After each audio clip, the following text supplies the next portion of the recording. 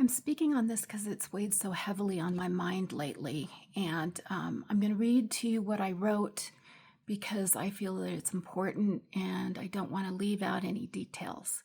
So here goes. First, about bots, it's evident that social media is saturated with political bots designed to create division among Americans. However, okay, those are the bots. I know about all the bots. I get these bots in my comments. Bots, and they're not real people. They're just designed to throw us off and make us angry and that sort of thing.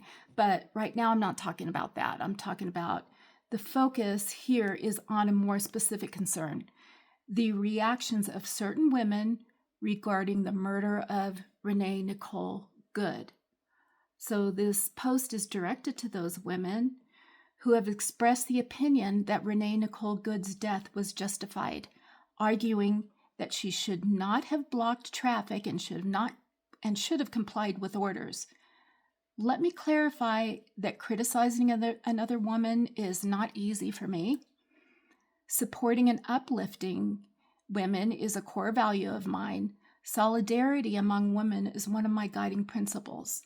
However, there must be a line drawn when individuals comment and form judgment without seeking out the facts or conducting their own research, instead echoing political rhetoric.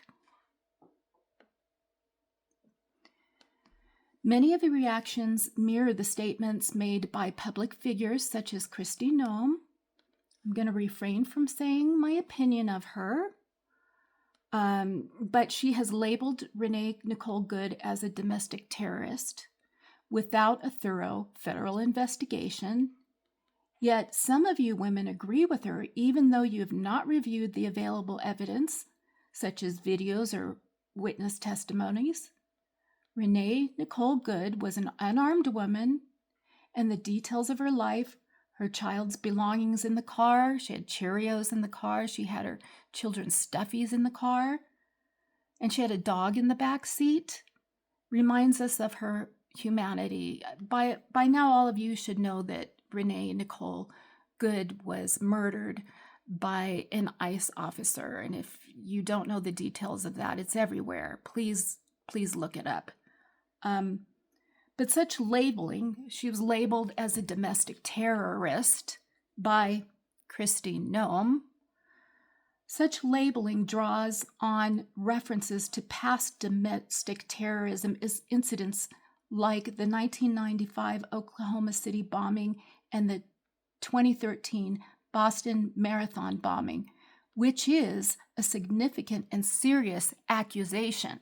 Okay, those guys involved in that were what I consider and what most consider domestic terrorists, not this sort of soccer mom in a car. Okay, throughout history, there have been many examples of women challenging unjust laws or social norms and being labeled criminals or worse. Okay, Susan B. Anthony was arrested for voting in the 1872 elections, and her subsequent trial in federal court, United States versus Susan B. Anthony, became a landmark case. The Night of Terror in November 1917 saw women like Doris Lewis and Lucy Burns arrested for picketing the White House for suffrage, which is women's right to vote, where they endured violence and intimidation in prison. So would you say they deserved that? Similarly, Rosa Parks was arrested in 1955 for refusing to give up her seat on the bus, a pivotal act in the civil rights movement. During the Holocaust, while most Germans were bystanders, a courageous few risked everything to save Jews from prosecution. Likewise, Harriet Tubman and those involved in the Underground Railroad were labeled criminals for violating the Fugitive Slave Act, though their actions are now recognized as heroic.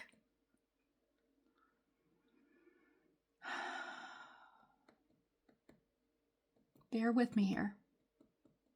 Okay, so it's crucial to reflect on whether you are conducting your own research and forming your own opinions based on facts and evidence rather than solely relying on the narratives presented by public figures.